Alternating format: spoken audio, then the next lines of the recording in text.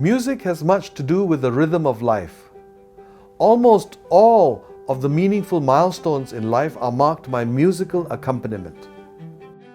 From birthdays to graduations, weddings, anniversaries, and funerals, music expresses the emotions of the event.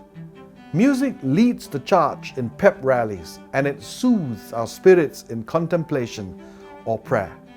Music worked wonders for King Saul, for we read that whenever he was afflicted with the evil spirit, David would take his harp and play. Then relief would come to Saul. He would feel better, and the evil spirit would leave him. Music tends to promote physical and psychological well-being. Heart rate and blood pressure can be modulated by the use of appropriate music. Some hospitals in the United States have developed music therapy for rehabilitation of cardiac patients.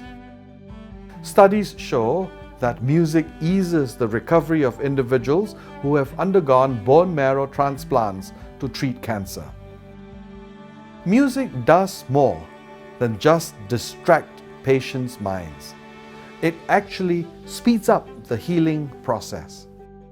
A 5-year-old girl in a London hospital woke from a coma after hearing her favorite song by James Blunt, "You Are Beautiful," on the radio. Doctors had feared the girl might not pull through after she had fallen headfirst from a balcony and fractured her skull. Music is a life-giving and life-enhancing force. Jazz is sometimes perceived as musicians' music. Jazz is elusive music that is difficult to describe. When Louis Armstrong was asked to explain jazz, he replied, "Man, if you gotta ask, you'll never know." Jazz is so much like life in so many ways. Here are 3. Firstly, jazz is free-flowing music created as you go. We do not know what is ahead in jazz. It cannot be scripted. We have to go with the feel. The music is something to be explored. Jazz is not meant to be figured out in advance, just like life. There are strange turns and unpredictable twists in life that make life inscrutable and inexplicable. We never know what is ahead. We can consult the clairvoyants, but we will never know for sure what is around the corner. Life has to be explored in existential immediacy. For all of the preparations that we make for our future, we cannot predict with certitude in life. And with uncertainty, we get anxiety. We attempt to overcome this fundamental anxiety by equipping ourselves to handle any eventuality in life. We want to control our destiny, but still get surprised by what is just around the corner. Small wonder we cling to superstitions to deal with uncertainty. Anthropologists remind us that the more sophisticated a society is, the more superstitious the people are. While we cherish our free spirit, we are actually within an anxious people frantically seeking to control our destiny. Secondly, jazz music begins in the center of the musicians. A jazz musician first feels the music in the center of his being. Then the music flows out from that center. If the music does not come from the center within, it is not natural, spontaneous music. In the same way, the tune, tenor, and the music of our lives flow from the center. What is important in life is at the center, in our hearts. Jazz has been influenced by the life experiences of African American slaves. The music came out of their anguish, the consequence of being afflicted with all kinds of atrocities as slaves. The music came from what they were sensing and feeling in their hearts. The center of our lives demands security. We can handle uncertainties in life only if there is security in the center. That security in the center of our lives comes from commitments that are made to us. The ultimate security we can enjoy comes from the promises made by God. I will never leave you nor forsake you. This is reiterated by the risen Christ. Surely I am with you always to the very end of the age. God knows each one of us intimately when He says, before I formed you in the womb, I knew you. Before you were born, I set you apart. He gives meaning and purpose for our lives when He declares, I know the plans I have for you, plans for your well-being, not for evil, to give you a future and a hope.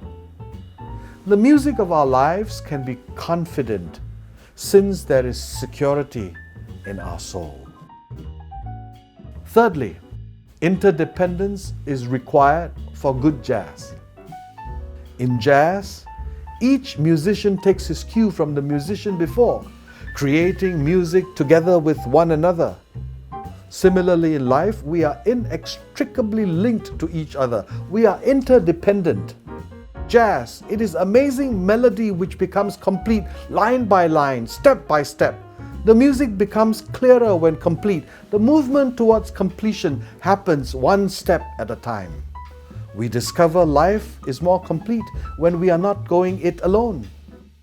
The joys in life are multiplied, the burdens are lightened when our souls are knitted with others.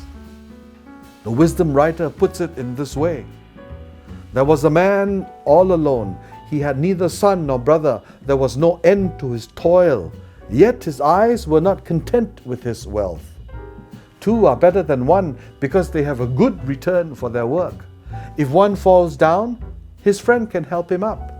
But pity the man who falls and has no one to help him up. Life is meant to be shared. The more that is shared in a life, the fuller that life shapes up to be. When life is lived in symbiotic synchronicity with others, there is the equivalence of musical harmony. And what glorious music that can be produced by life together. We dare not miss out on a full life. We are inclined to be so driven in our earthly pursuits, we miss out on life altogether. I'm reminded of the story of an old professor who was a bit on the arrogant side. He met a young boy who was not doing well in school. In an attempt to motivate him, the professor took the boy on a weekend canoe trip. They started on a river, and in the dark of night, the professor said, "Son, look up. See all the stars? What can you tell me about the stars?" The boy looked at the twinkling heavens and said, "Nothing, sir. I know nothing about the stars." If you don't know about the stars, you've missed out on a third of life, the professor said. When daylight came, as they drifted down the river, the branch of a tree reached above their canoe. The professor pulled a leaf off the tree. He showed the veins of the leaf to the boy. As he pointed to the shape, color, and texture of the leaf, he asked, "What do you know about trees, plants, and flowers?" The boy answered, "Nothing, sir." "Then you've missed out on another third of life," the professor said. Then the water became shallow, and the professor reached down and came up with a wet stone. And he asked, "What do you know about rocks, my boy?" The boy said, "Nothing." The professor shook his head in disappointment. "You know nothing about stars, plants, earth, and stones. You missed out on another third of life." Just then, they heard a noise downstream. The boy looked at the professor and said, "Sir, what do you know about swimming?" "Nothing," the professor answered. With that, the boy dove into the water and started swimming to shore. "Wait, where are you going?" the professor called.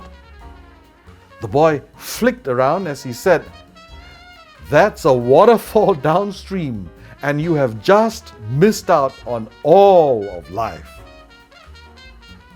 In the making of our own lives, let's listen to music, jazz music in particular, for critical clues to a full-orbed existence that would reflect as a more accurate image of our Creator.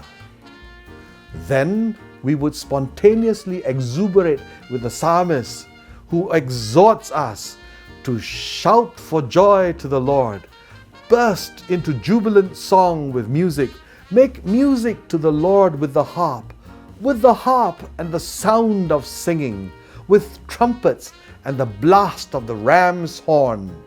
Shout for joy before the Lord the King. What an intimate relationship there is between music and life.